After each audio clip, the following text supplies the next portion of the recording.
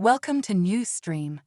Today, President Donald Trump met with the President of the Republic of Korea in a pivotal bilateral meeting at the White House.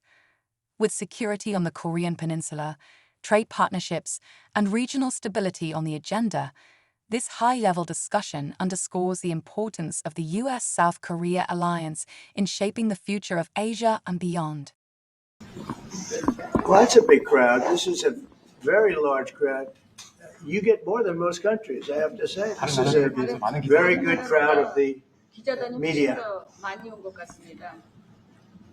It's an honor to be with President Lee of South Korea. We've known each other and gotten along very well. We have some additional trade because I hear they want to renegotiate the deal, but that's okay. I don't mind that. That doesn't mean they're going to get anything, but I don't mind. But we're going to have some very serious discussions about different things, including trade, where we do a lot of trade with South Korea, as you know.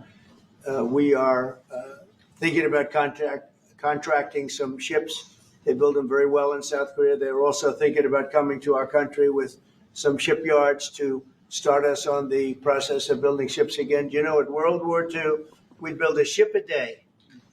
And today we don't build ships anymore, which is ridiculous. We're going to start that again. But we were like you. We were building ships all the time for everybody. And presidents and people allowed that to slip by. And now we buy ships. But we're going to be buying ships from South Korea. But we're also going to have them make ships here with our people, using our people. And we're going to go back into the shipbuilding business again. Because really, essentially, we don't build ships anymore, which is ridiculous how that ever happened. But we were the best at it. And you can take a look at World War II in particular, where we were doing virtually a ship a day. And it's hard to believe these were tankers and different kinds of ships, but we were very active. And you see a lot of those shipyards sitting there idle, but they're not so idle anymore. And you're going to come in also, and you're going to be doing a lot of ships in this country. So I look forward to that. But we have a lot of other trade things. They're a big purchaser of our military equipment. We make the best military equipment in the world. And you saw that recently with, take a look at what we did with the B-2 bomber, which you have one right there. They gave that to me. I guess the company gave that to me. The B-2 bomber was so successful in what took place in the little excursion that we made, 36 hours, and it wiped out nobody's ever seen anything like it. 36 hours back and forth. Not a thing went wrong. Not a screw was missing. Not a bolt was missing. Not a plane had not even a little bit of a problem. And we actually had 52 tankers. We had many planes, but you looked at the B-2, the way they handled that. Every single bomb hit its target. So they understand that we make the best military equipment in the world, and South Korea is a big buyer of military equipment. And we're going to talk about that also. And we have many things to talk about, and I look forward to it. And it's a great honor to be with you, and congratulations on your election. That was a big one, and we're with you 100%. Thank you. 네, 이재명 대통령님, 오늘 백악관에 오신 것을 진심으로 환영합니다. 우리 그 양국 정상들 사실 서로 잘 알고 있습니다. 지금까지도 잘 지내고 있습니다. 제가 알기로는 한국 측에서 어떤 추가적인 그러한 그 관세 협상에 대해서 좀 관심이 있다고 하는데 괜찮습니다. 뭐 원한다고 다 줄 것은 아니지만 그렇다고 그 요청하는 것은 받아들이겠습니다. 오늘 우리는 여러 가지 주제를 다룰 예정입니다. 일단은 먼저 무역에 대해서 얘기를 할 것입니다. 한국은 상당한 많은 그런 무역량을 미국과 함께 하고 있습니다. 그 외에 또 선박 계약, 특히 한국은 조선업이 상당히 성공적으로 유지가 되고 있습니다. 그래서 조선소라든지 선박 건조에 대해서 우리는 많은 얘기를 나눌 것입니다. 사실 미국은 제2차 세계대전 때 선박을 하루에 한 개씩 건조하는 그런 굉장히 성공적인 선박업을 운영하고 있었습니다. 그런데 이제 미국은 선박이 굉장히 아주 폐쇄한 그런 상황입니다. 하지만 이제 우리가 한국에서 선박을 구매해야 되겠죠.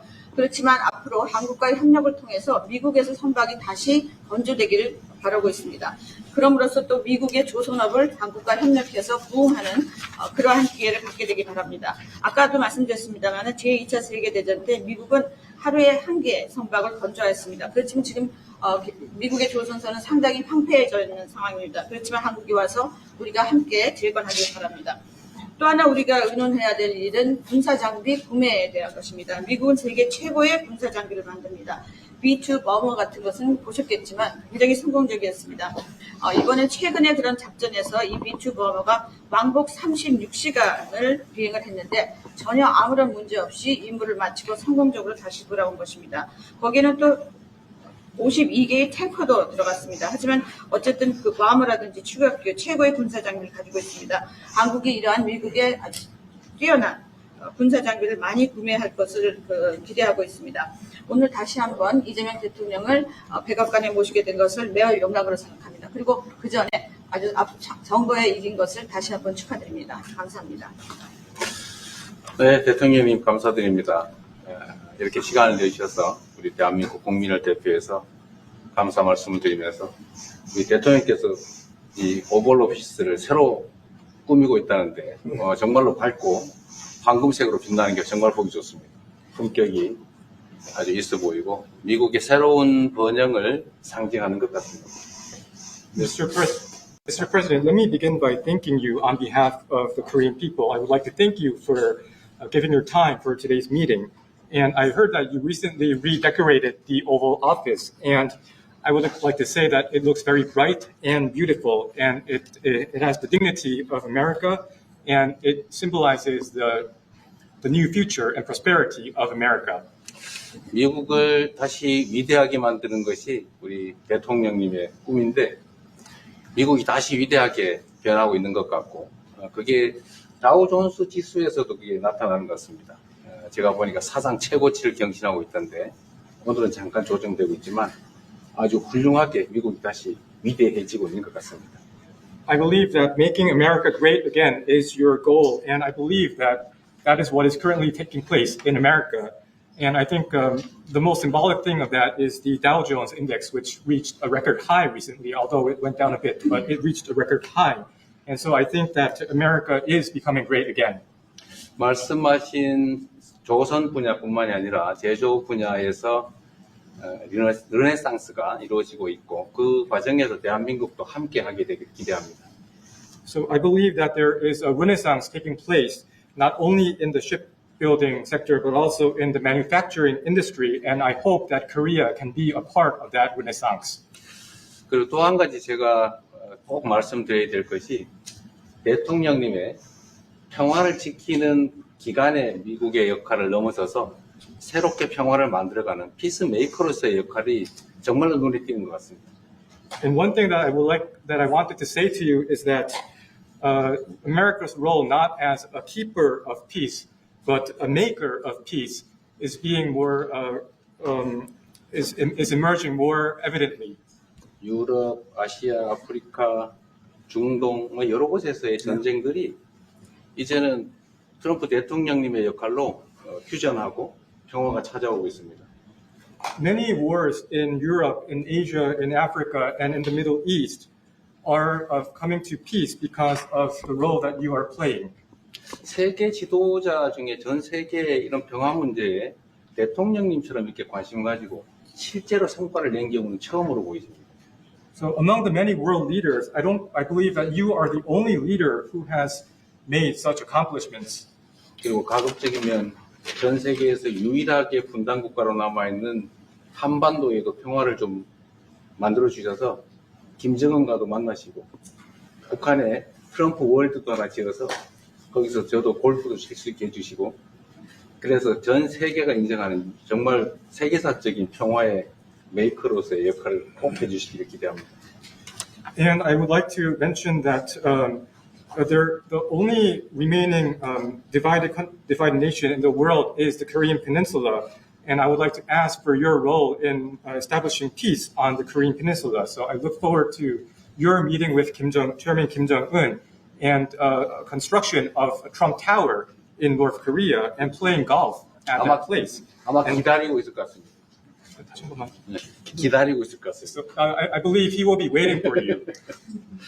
그리고 마지막으로 든든한 한미 동맹을 기반으로 대한민국이 성장 발전해 왔고 앞으로도 이 한미 동맹을 군사 분야뿐만이 아니라 경제 분야 또 다른 과학 기술 분야까지 다 확장해서 미래형으로 발전시켰으면 좋겠습니다.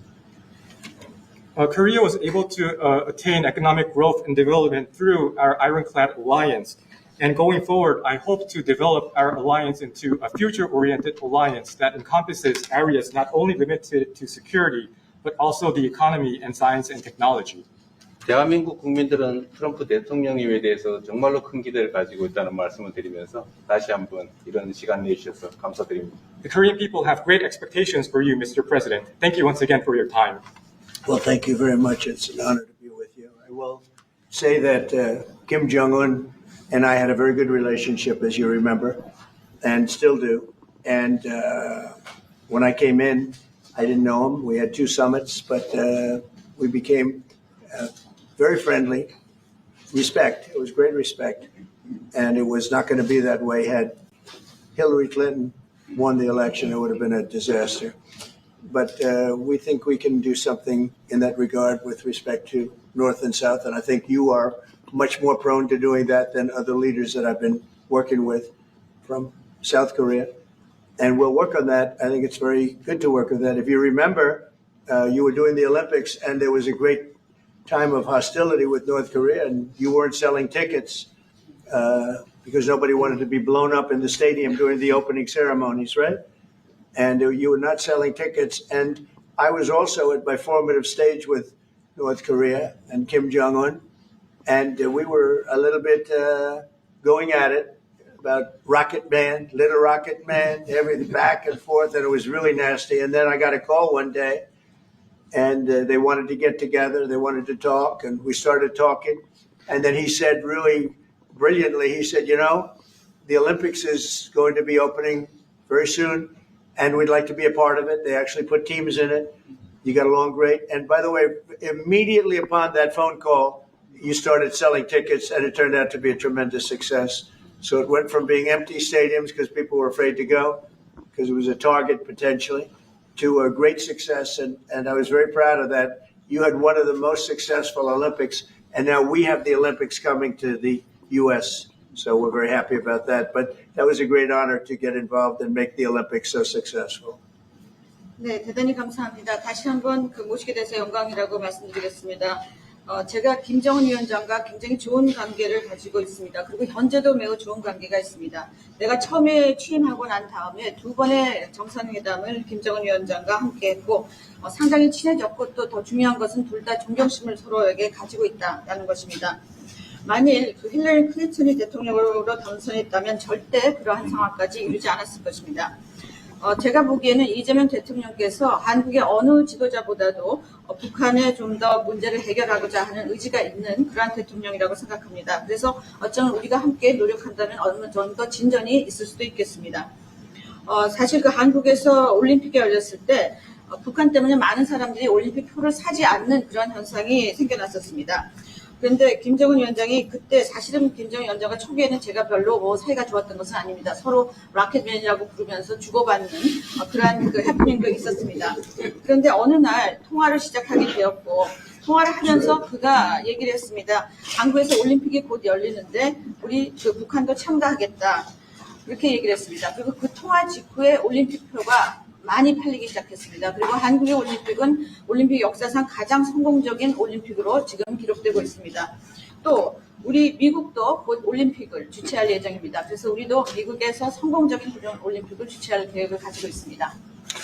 김정은 위원장 말씀을 하셔서 그런데 사실 대통령님 덕분에 이 북한하고 이 한반도 관계가 매우 안정적이었습니다. 그런데 사실 그 이후 대통령께서 미국 정치에서 잠깐 물러서 있는 그 사이에 사실은 북한의 미사일도 많이 개발됐고 핵폭탄도 많이 늘어났고 진척된 것 없이 한반도 상황은 정말로 많이 나빠졌죠.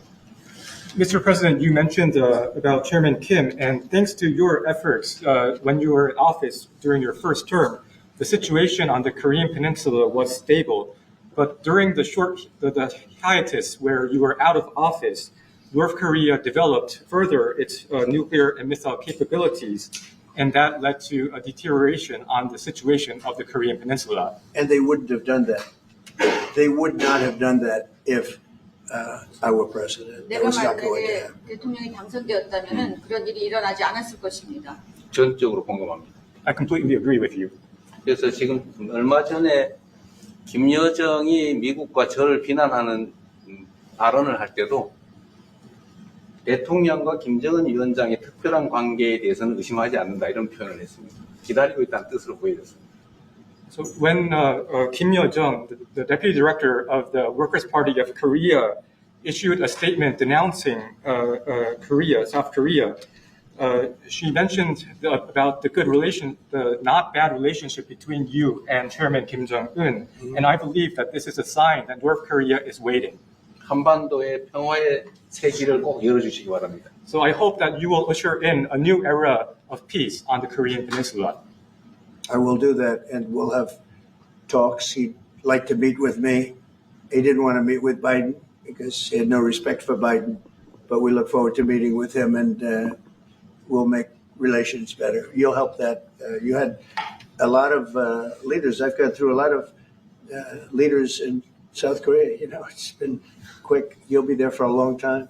But we, in the various leaders that I've dealt with, they were not approaching it properly, in my opinion, having to do with North Korea. But I think your approach is a much better one.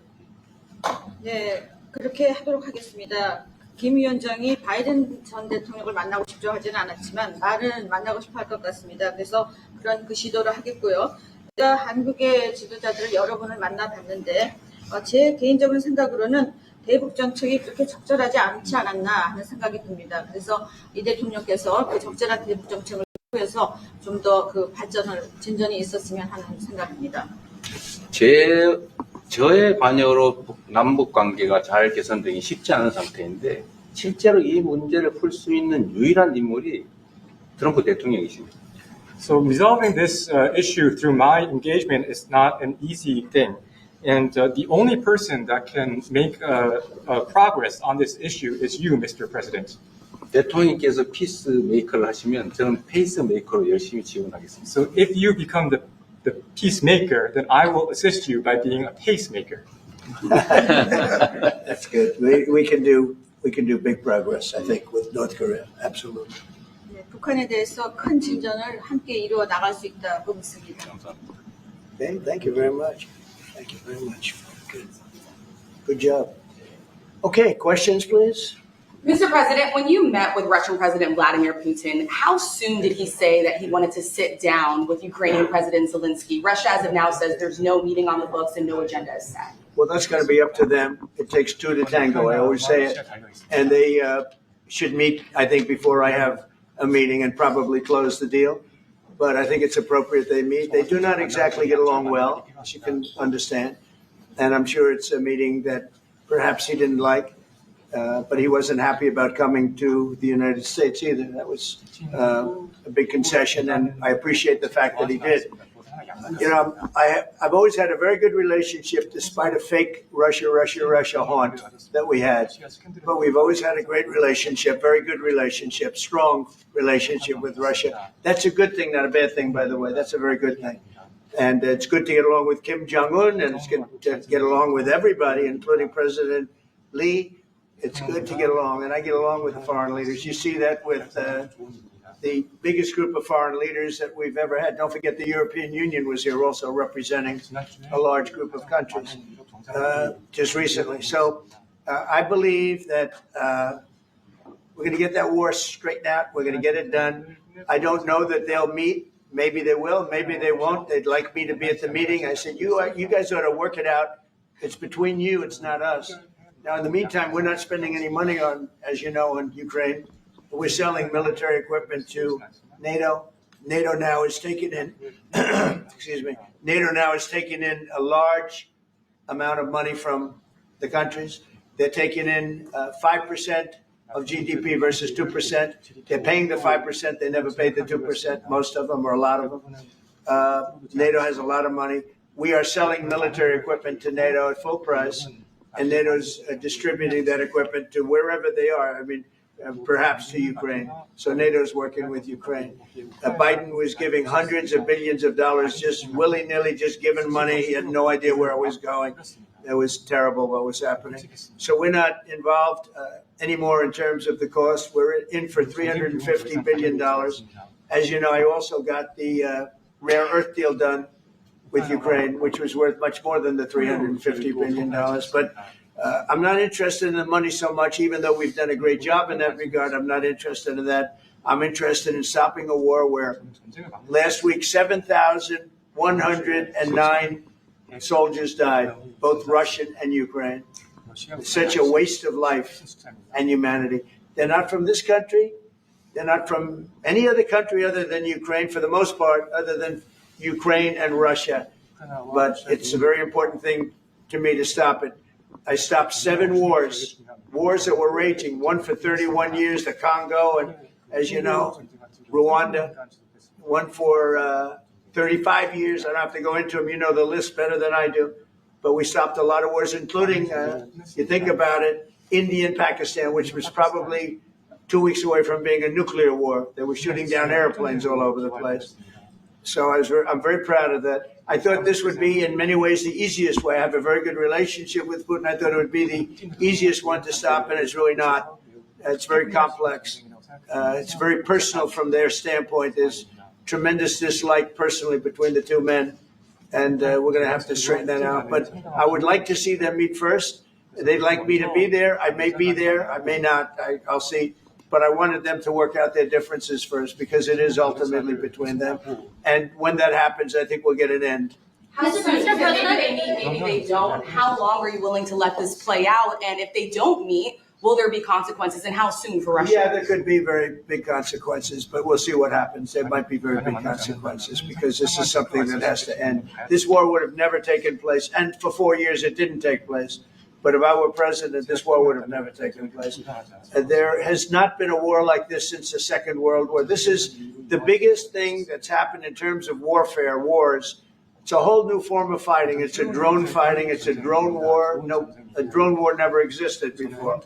And we're actually studying it from the standpoint of Pete Hegseth and everybody. We're studying it and studying it very carefully. This is a whole new form of war, but it's a violent war.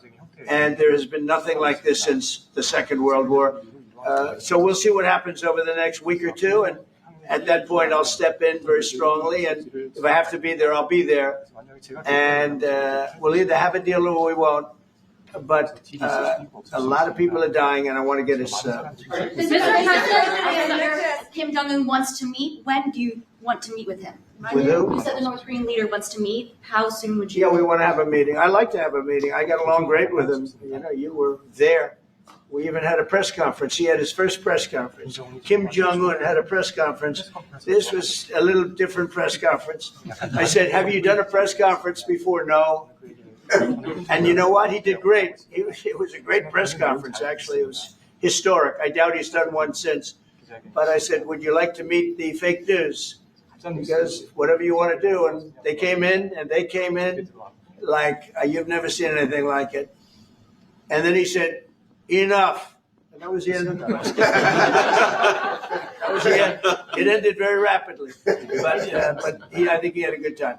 I look forward to meeting with Kim Jong-un in the appropriate future. Mr. President, the United States Korea. Will you reduce the number of forces in South Korea so that the United States can have more flexibility in the region?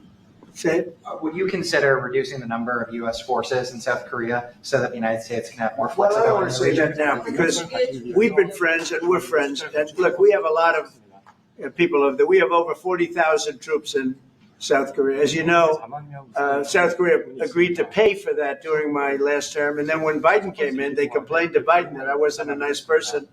And he agreed not to pay. He gave up billions of dollars. We were getting paid billions of dollars. But then Biden ended that for whatever reason. It's unbelievable that he did. But we have a very good relationship militarily. They would say, but we gave you land. I said, no, you didn't. You lease us land. There's a big difference between giving and leasing. And maybe one of the things I'd like to do is ask them to give us ownership of the land where we have the big fort. You know, we spent a lot of money building a fort, and there was a contribution made by South Korea. But I would like to see if we could get rid of the lease and get ownership of the land where we have a massive military base. Mr. President, how are you? Thank you, Mr. President. How are you planning to make? I also want to ask this question to Mr. President. Who you with? I'm Song Mi-jin. I'm from South Korea's Arirang TV. Good. Thank you so much. So as mentioned earlier, United States is South Korea's most important and closest ally. So in this point of view, I would like to ask you and also President Lee, what do you think are the key ways to make the South Korea-U.S. alliance greater? Well, I think it's great now. I feel very warmly toward South Korea. I will tell you that I have a lot of people in business that I deal with that are from South Korea. They love Trump because they feel I've saved. I think you would have had a nuclear war if I weren't. I think you would have had a nuclear war, North Korea and South Korea. I think it would have been a disaster. You're only 60 miles away from Seoul. They don't even need nuclear. They have their cannons, howitzers, and they have them buried in the mountain. You know what I'm talking about. And I think you would have had, if I didn't win that election, if Hillary Clinton, crooked Hillary, won that election, I think you would have had a nuclear war. It would have taken place, and it would have been horrendous for everybody, including them. It would have been very bad for them because we would have had to enter the picture, and we are the most powerful nuclear country in the world by far. Russia's second, China's third. China's going to catch eventually, 5 or 6 years. They're working to catch. One of the things we're trying to do with Russia and with China is denuclearization. And it's very important. One of the things I discussed with President Putin the other day, it wasn't just that, it was also other things. And I think the denuclearization is it's a big aim. But Russia's willing to do it, and I think China's going to be willing to do it too. We can't let nuclear weapons proliferate. We have to stop nuclear weapons. The power is too great. Okay? Thank you. Mr. President, I'd like to ask you further question about South Korea and U.S. alliance. I'm Anna from the Korea Times. Good. And I'd like to ask you about the trade deal that's on the table. Yeah. You mentioned about the shipbuilding industry, and President Lee mentioned about the manufacturing industry. And what other areas or sectors that you intend to focus on this trade deal? Because Korea is bringing in many investments and trade jobs as well. So I'd like to know the opinions of both, how to get a beneficial outcomes for both countries through this deal. Well, we're going to get along great because we really sort of need each other. We love what they do. We love their product. We love their ships. We love a lot of the things that they make. And they love what we have. We're dealing with them on Alaska having to do with the oil. You need oil and we have it. So we have a big advantage in that way. We have more oil and gas and coal and energy than any other country in the world by far. No, for whatever reason, God was very good to us. He gave us the greatest. We didn't use it. We started to use wind. Wind doesn't work. They started to use solar panels that took over the land all over the Midwest, where the farmers said, what happened to my land? They'd have a 10-mile by 10-mile solar field that they couldn't farm, the most valuable farming land in the world, probably the most vibrant in the world. And they put solar plants all over the place. It's ridiculous. Big, massive black fields of solar that all comes out of China, or plastic, all comes out of China. But we have the greatest amount of energy in the world, and we're dealing with South Korea, as you know, in Alaska, and we're going to be making a deal, a joint venture with South Korea. Japan is involved also, very strongly involved. So we have Japan and South Korea, and we're actually the closest. It seems like quite far away, Alaska, but actually it's right up the little ocean, right up the little Pacific Ocean. It's actually pretty close, relatively speaking. But we have more oil and gas and coal than any other nation in the world by far, and we're going to use it. And that's the thing that South Korea, I think, most wants from us, I would think. Mr. President, would you go back to the DMZ to meet with the North Korean leader? Say it. Would you go back to the DMZ to meet with the North Korean leader? I loved it. Remember when I walked across the line and everyone went crazy, especially Secret Service? I would say they were crazy. And I looked into those windows, the windows, the glass, that you could only see if you looked direct, because there was all sorts of stuff. But I looked in and I saw more rifles pointing at me than you could. There were a lot of rifles in that building. The Secret Service was not happy. You know the buildings I'm talking about? The two blue buildings on each side.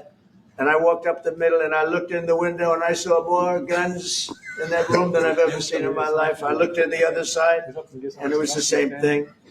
And yet I felt safe. I felt safe because I have a great relationship with Kim Jong-un.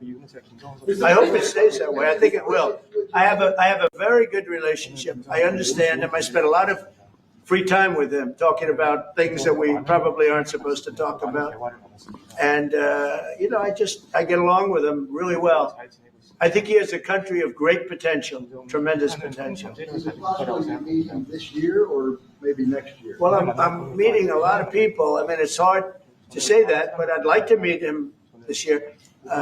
President Xi would like me to come to China. It's a very important relationship.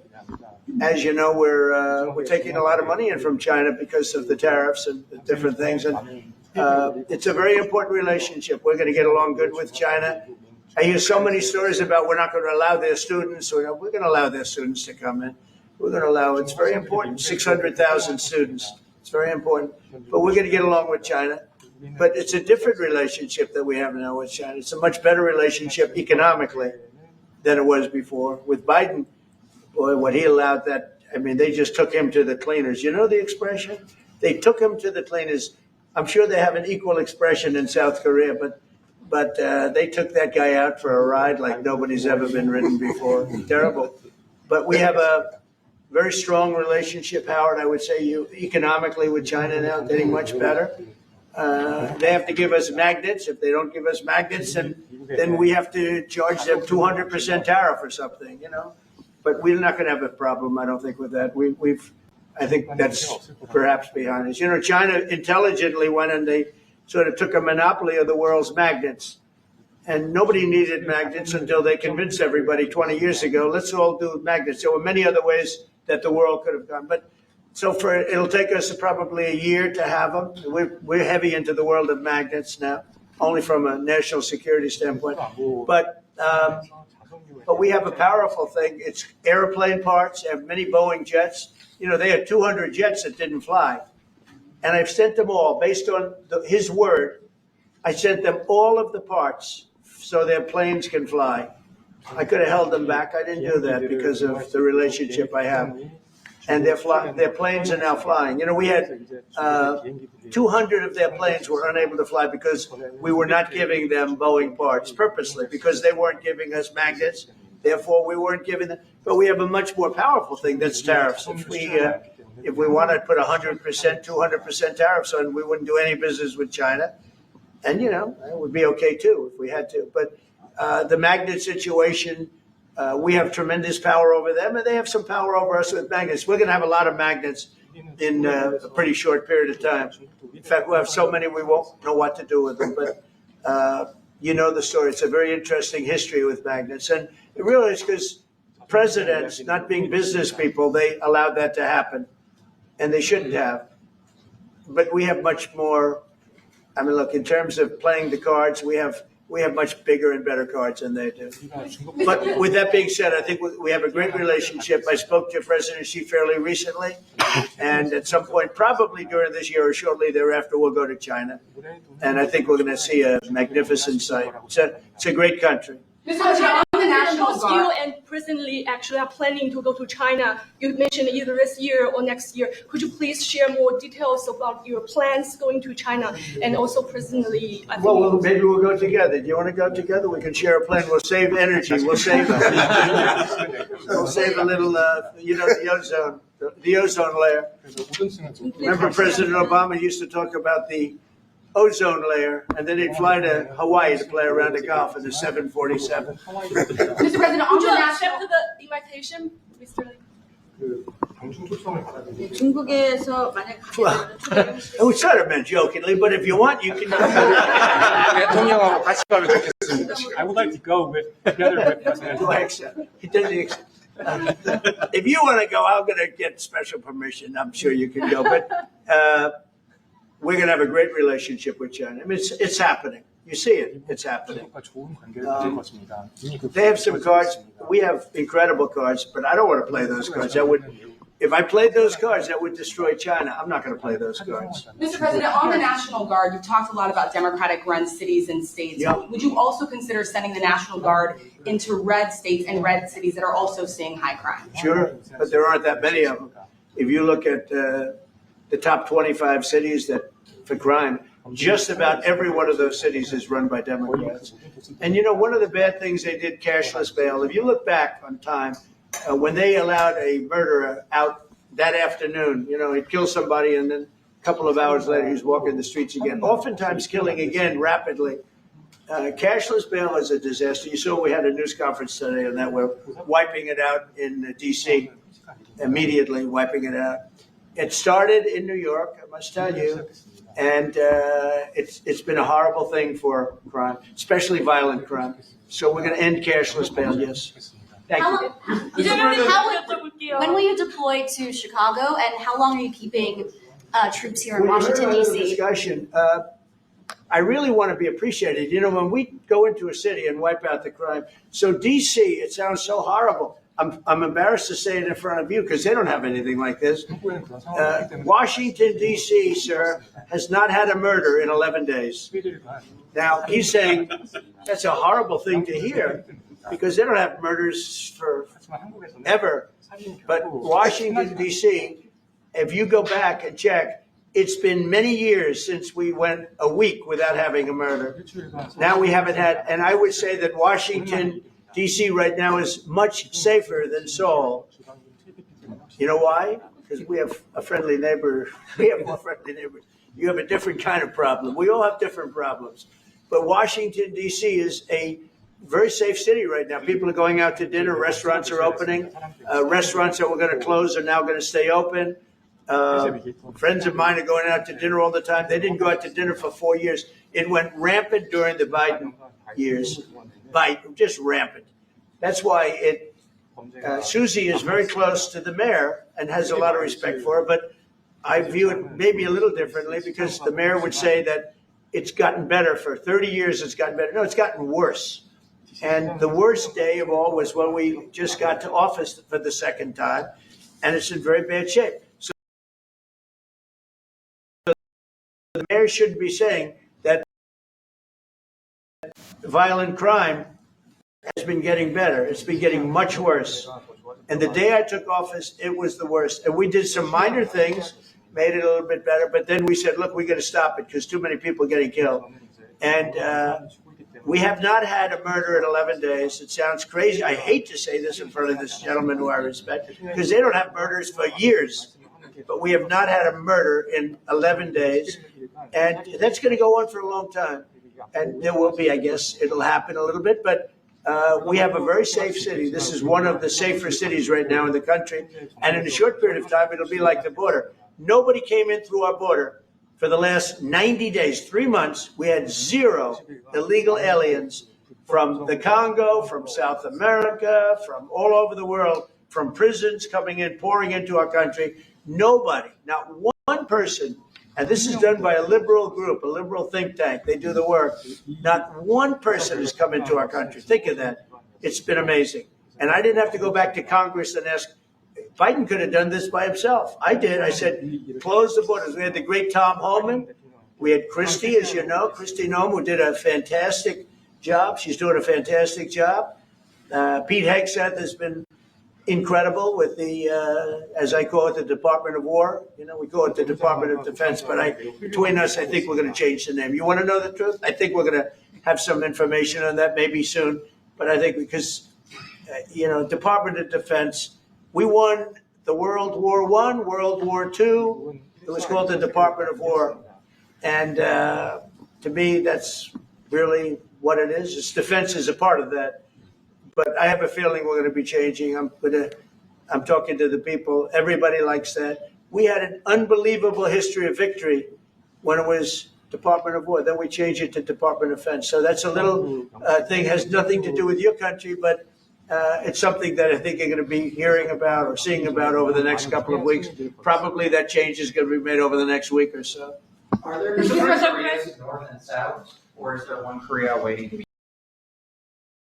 Well, I No, it is two Koreas. I mean, there was one Korea. It was a very large country and a very powerful country. And it was a country that went to war with China. President Xi explained it, went to war with China many times over the last 2,000 years. You had many, I think he told me 51 times. So I remember I went to President Xi. I said, we're having a problem with North Korea. Straighten it out, would you please? He said, well, we have been to war with them. And I think he said 51 times. But at that time, it was the whole of Korea. It wasn't, North and South. And after he explained it, I said, all right, not going to be that easy. I guess you're right. But, you had one Korea, and it was a very big, powerful nation. Now you have two big, powerful nations, but you have essentially a wall in between. Mr. President, can you elaborate comments, post and comments you made on South Korea earlier this morning, like raids on churches, going into U.S. military base, purge, revolution.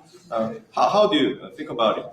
이재명 대통령께도 질문드리겠는데요. 저희가 이제 빛의 혁명이나 내란 사태 극복하는 과정에서 이런 문제들이 Right, I heard from Intel. 그 부분 설명해 주시죠. I heard from Intel that there was a raid on churches. We're going to talk about that later. I haven't spoken about it yet, but when we meet, and that would be too bad if that's the case. But I did hear that from Intel, that there was a raid on churches, closing some churches. So we'll talk about that later.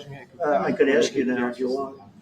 Mr. President, what conversation? Wait a minute, if you'd like, because it didn't sound to me like South Korea. 간단하게 말씀을 드리면 지금 대한민국은 아시는 것처럼 친위 쿠데타로 인한 혼란이 이제 극복된 지 얼마 안 된 상태고 그 내란 상황에 대한 국회가 주도하는 특검에 의해서 사실 조사가 진행 중입니다. 물론 저의 통제하에 있지는 않지만 하여튼 대한민국 검찰이 하는 일은 팩트 확인, 팩트 체크인데 미군을 직접 수사한 게 아니고 그 부대 안에 있는 한국군의 통제 시스템이 어떻게 작동했나를 확인한 것 같습니다. 나중에 좀 더 자세히 설명을 드리도록 하겠습니다. So it hasn't been long since Korea has overcame the political turmoil following a self-coup by the former president. Currently, there is a fact-finding investigation by a special prosecutor that was appointed.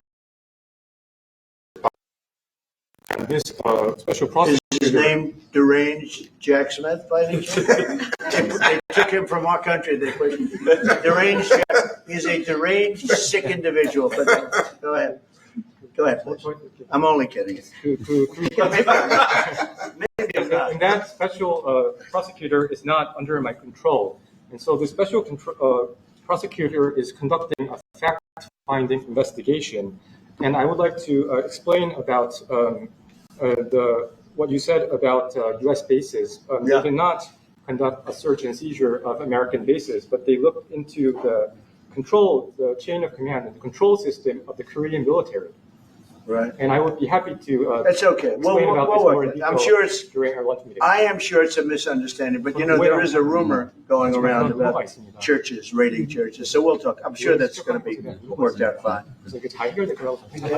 Yeah, please go ahead. Mr. President, what conversations have you had with Israeli Prime Minister Benjamin Netanyahu about what is going on in Gaza? There was a UN-backed report that said there's a famine in Gaza. Based on what you know and what you've been briefed on, do you agree with that? So, I deal with Bibi Netanyahu quite a bit, and we had great success, obviously, in Iran. We knocked out their nuclear threat. That would have been a horror show having them have a nuclear weapon. They would have used it too. We did very well there. Right now, they're talking about Gaza City. There's always talking about something. At some point, it's going to get settled. And I'm saying you better get it settled soon. You have to get it settled soon.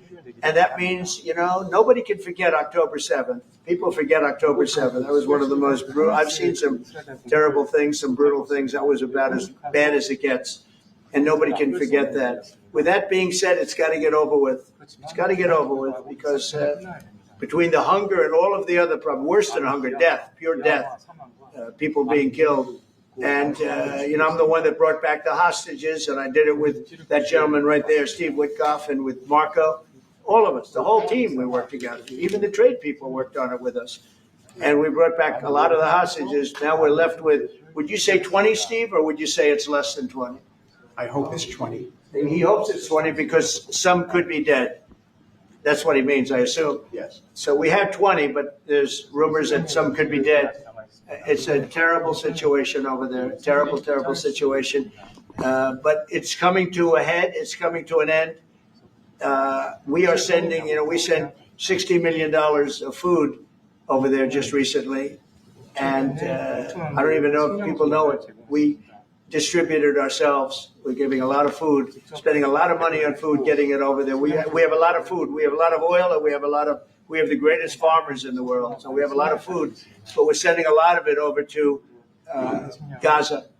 And being said, it's a lot of people to feed. And I think that we will have, within the next 2 to 3 weeks, you're going to have pretty good conclusive ending. And it's a hard thing to say because they've been fighting for thousands of years. If you want to know, that's been a hotbed forever. But I think we're doing a very good job. But it does have to end. But people can't forget October 17th. Do you plan to attend APEC summit to be held in Korea? A summit in South Korea? Yes, South yeah, Korea in I'd November. love to. Last time I spoke in front of your parliament, and I love doing that. Beautiful respect they had for our country, and a beautiful room. I remember how beautiful it was, and I enjoyed doing it. No, I could see going. I think I'm going for a trade meeting to South Korea pretty soon. You're hosting a trade meeting. So I can sneak away from that trade meeting and we'll go and do something for the president if he'd like me to do that. Okay? So we'll be going there fairly soon. If you attend, then it's a good chance to meet up Kim Jong-un again or maybe Xi Jinping. Then how do you think of it? You mean set them up together? Yes. That'd be interesting. We'll arrange a meeting between you and Kim Jong-un. Would you like that? That's a very tough question right now. I don't know where that question is leading. Anyway, look, I get along great with Kim Jong-un, and whatever I can do having to do with South Korea and getting people together, you should get together, right?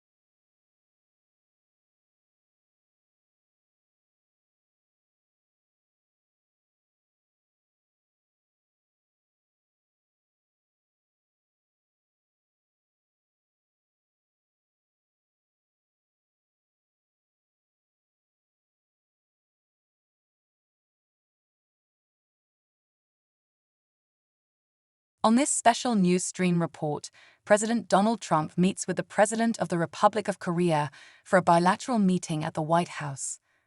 Key issues discussed include North Korea's security threat, regional stability, trade relations, and the ongoing strength of the U.S.-South Korea alliance. Stay with NewsXstream for in-depth coverage, analysis, and the latest updates from Washington.